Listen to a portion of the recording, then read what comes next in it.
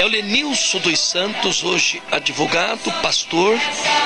Bom dia, Nilson, seja bem-vindo. Bom dia, Carlos, bom dia a todos os ouvintes da Rádio Tropical. É um prazer enorme estar aqui com vocês. Bom dia também ao nosso amigo técnico aqui, Douglas. Muito obrigado mesmo por essa oportunidade que você me dá aqui no seu programa. Olha, um grande abraço mesmo a você, a sua esposa Adriana. Muito obrigado mesmo. Estou muito feliz de estar com vocês aqui essa manhã. Ô Nil, o que houve com o dominó? Por que acabar uma coisa tão bonita, tão sucesso? As crianças, a juventude adorava. O que houve? Carlos, o problema é que o dominó, ele foi feito com base numa fórmula, vamos dizer assim, pré-fabricada, não é? Ele surgiu nos moldes do Menudo. Foi um pré-montado. Sim, foi uma grande estratégia de marketing que foi operada em torno do projeto Dominó. Pessoas extremamente capazes, dentre elas o Augusto Liberato, a CBS, que hoje é Sony Music, grandes executivos da área, viram então a oportunidade de ter lucro com um produto que até então não existia no Brasil. Havia um mercado, havia uma carência e não havia um produto destinado àquele público, que era o público pré-adolescente e adolescente. Com o sucesso do Menudo, eles vislumbraram então a oportunidade de lançarem no Brasil um grupo parecido. Então eles montaram um projeto, escolheram os integrantes e assim foi lançado o Dominó. E um grupo que é feito nesta forma, ele tem uma vida útil pequena. Na verdade, o Dominó durou muito mais do que eu mesmo imaginava. Eu creio que até todos que trabalharam com o Dominó na época imaginavam que ele duraria 2 discos. Eu saí do Dominó depois de 4 anos, depois de 5 discos de ouro, 4 discos de platina, e o Dominó ainda durou mais alguns anos, mesmo depois da minha saída.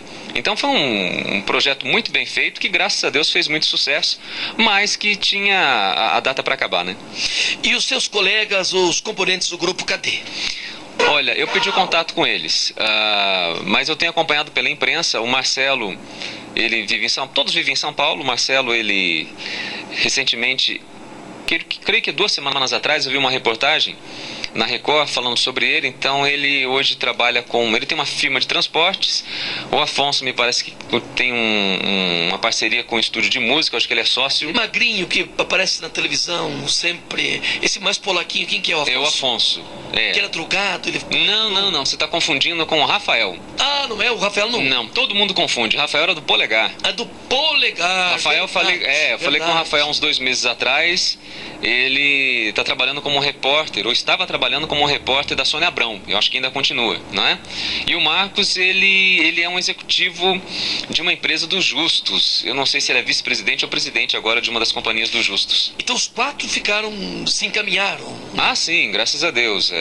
Você ganhou muito dinheiro no grupo Dominó? O Dominó ganhou muito dinheiro. Foi muito sucesso. Agora a nossa parcela era pequena, porque nós dividimos com Vocês não eram donos de vocês? Não, a marca pertence ao Gugu, não é? O projeto todo, quem investiu foi o Augusto Liberato. Nada mais justo que ele ficasse com a maior parte do dinheiro. E como eu digo para os amigos, eu tinha 15 anos, não era conhecido, estava iniciando a carreira. Então, em termos financeiros, o que viesse era lucro. Você não tinha maturidade, claro, com 15 anos é um menino, 15 anos não sabe nada, né? É verdade. Da vida. Então foi muito bom, graças a Deus. Vocês viajavam o Brasil inteiro, você fez filme com os Trapalhões. Fiz 4 na época do Dominó e 2 na minha carreira solo, né? Sim, viajei muito e... Bom, o sucesso foi tremendo, né? Esse grupo durou quantos anos, Nilo? Eu não tenho certeza. Eu creio que no total, com integrantes ainda da primeira formação, Carlos, eu acho que deve ter durado 7 a 8 anos. Aí foi trocando, ia saindo um, entrando outro, não é isso? Na verdade, eu saí porque eu desejei sair depois de algumas questões que aconteceram dentro do grupo. Eles lançaram mais um disco, apenas os 3. Depois eu creio que entrou o Rodrigo Faro. Aí depois, me perdoe, eu não me lembro mais. Sei que o Afonso saiu e... Mas com a tua saída, o grupo praticamente se desintegrou. Olha, foi interessante, porque eu não imaginava que a minha imagem, ou a imagem do Dominó, era tão ligada à minha. E depois de algum tempo realmente acabou terminando todo o trabalho. Mas eu não posso acreditar o fim do Dominó à minha saída. Isso eu não posso dizer. Quem que administrava as tuas finanças, a tua vida? Você era um menino, era uma criança, não é? Mas eu fui emancipado com 16 anos. Na época era o código de 16 ainda, né? Mas foi certo isso? Você achou que foi bacana isso? Não? Olha, foi necessário. Mas o meu pai sempre me ajudou, minha mãe também. não é? Mas desde pequeno. Agora, lógico. O teu pai era teu escoro, teu tipo empresário, assim, não? Isso, meu pai e minha mãe, eles mesmo assim com as limitações deles, fizeram o melhor possível para me ajudar. E olha, graças a Deus, eu olhando para trás, pensando na idade que eu tinha, na pouca experiência de vida, eu me saí bem, graças a Deus. Vocês foram nos programas nacionais, no Fantástico, no Gugu, no Silvio Santos, quem mais que vocês iam? Puxa, Hebe Camargo. Hebe, Bolinha. Bolinha, Flávio Cavalcante, não é? Xuxa, os principais programas da época, Fantástico, Globo de Ouro. E você morava onde, em São Paulo, ou você morava com quem? Eu sou de São José dos Campos, interior de São Paulo. Depois eu fui nessa época com a minha família para São Paulo. E durante o Dominó eu morei em São Paulo. Depois na carreira solo fui para o Rio de Janeiro. Aí depois comecei a mudar e já morei em muitos lugares. Você morava sozinho? Você morava com teu pai, com tua mãe? Sempre morei com meus pais. Os seus pais? Meus pais e meus irmãos. Você saía do show, ia para casa, ia na casa do seu pai e da sua mãe? Isso, na verdade era minha casa, eles moravam comigo, né? E os meninos também, os outros? Também. Moravam com os pais? Isso. Iam para os shows, para o Brasil inteiro? Isso. Quem que recebia o dinheiro? Era você ou era teu pai? Meu pai. Meu pai. Né? Mesmo depois de emancipado. Ele cuidou, Nil, sobrou alguma coisa disso, não? Sobrou, graças a Deus, né? Fizeram uma base para sobrevivência sim, ontem não lembro, estava conversando com um colega, com um amigo aqui de Curitiba, falando para ele que graças a Deus o Dominó deu assim a base para o meu patrimônio, né? Então isso foi muito importante. Uma das coisas boas que eu pude extrair dessa época foi essa questão desse impulso, dessa base, né, para o patrimônio que eu tenho hoje. Ô Nil, eu te pergunto assim, bem sincero, bem franco, até porque assim é que vale. Você não acha que você foi egoísta ao sair do grupo?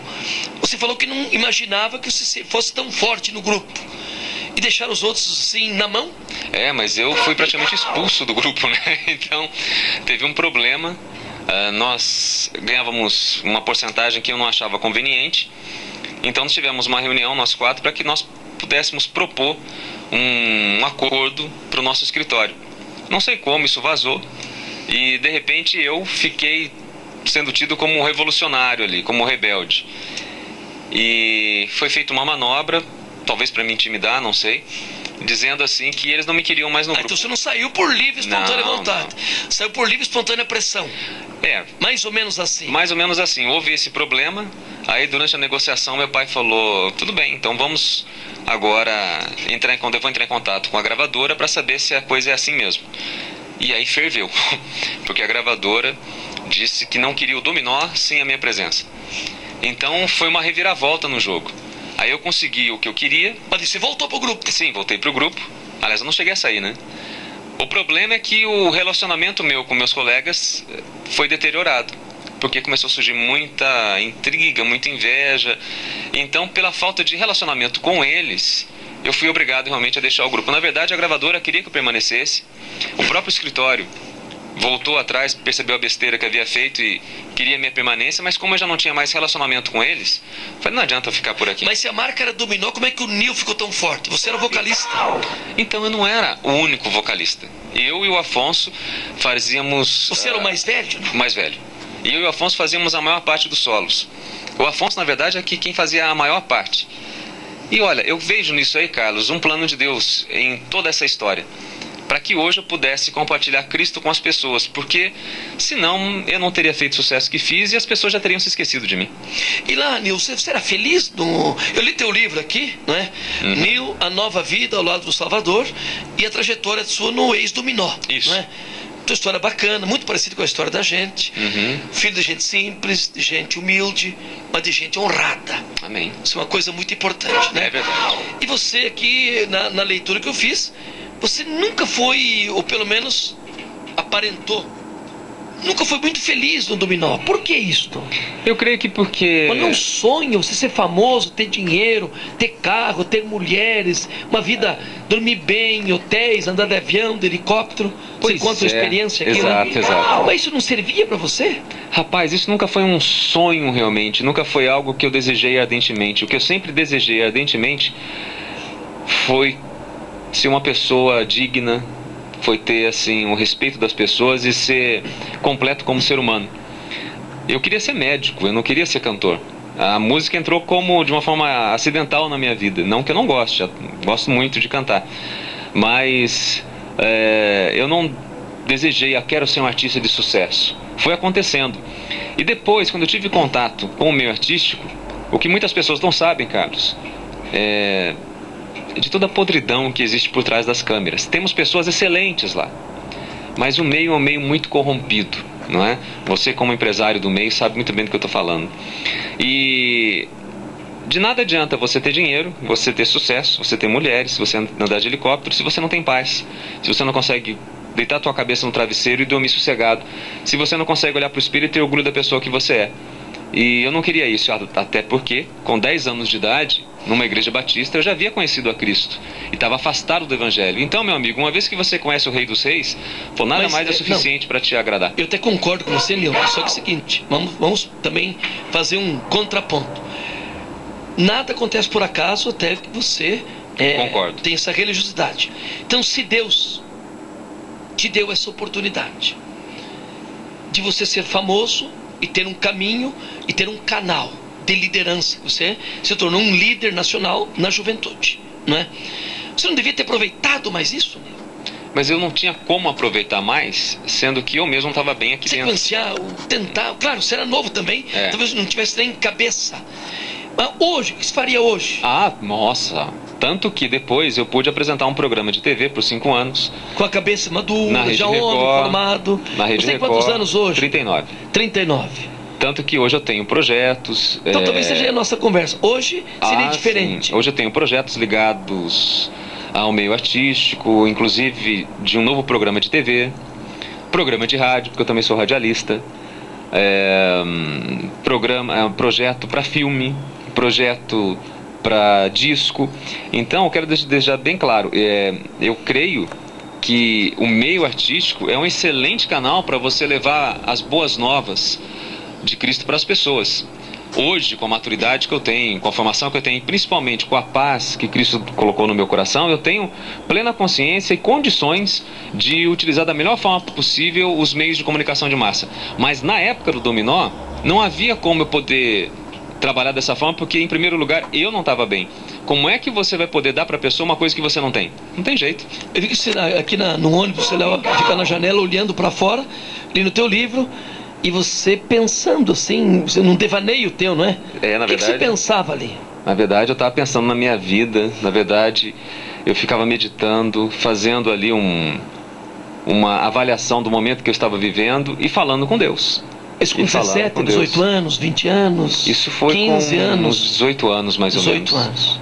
Foi justamente nesse momento dessa crise do Grupo Dominó, nessa crise de relacionamento, que eu comecei realmente a retornar para Deus. Porque afinal, a vida estava quase uma desgraça total, né? Não chegava a ser uma desgraça, mas a vida estava muito ruim, muito difícil. E só tinha um que podia me ajudar, que era Deus, né? E o Senhor realmente me ajudou. Mas não faltou, Nil, hoje, você tem um conselheiro hoje, você é pastor, você é um homem estudado, um homem qualificado. Eu também vim de família simples, da mesma forma que a sua. A gente tem lá na frente uns percalços, você não consegue, às vezes, até se definir o que você quer na vida mesmo. Isso não foi da tua precocidade de sucesso? Sucesso muito novo, muito menino, você não soube administrar isso na tua vida?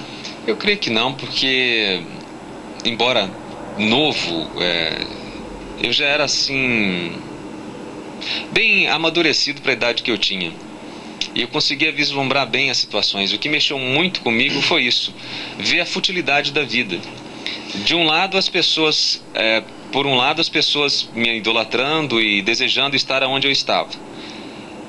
E do outro lado, eu ali naquele lugar de destaque e percebendo que dinheiro, que sucesso, que fama, por si só são nada, se você não tem o que é principal na vida. Eu via, pô, tudo bem, eu tenho aqui esse monte de dinheiro, mas e daí? Por que eu não me sinto bem comigo mesmo? Qual é a mensagem que estou levando às pessoas, como você falou? Um canal excelente, um veículo tremendo de comunicação, que era o próprio Grupo Dominó. E quando eu parei para pensar nas mensagens que nós levávamos, eu falei, peraí, mas tem que ter algo além disso. Eu preciso fazer algo melhor do que isso. E graças a Deus depois eu pude fazer. com o meu programa de rádio que eu tive, com o programa de TV, e continuo a procurar fazer até hoje, né, com os talentos que Deus me deu. Ô Nil, agora são 8h28, hoje você é pastor, você é evangélico, não é isso? Sim.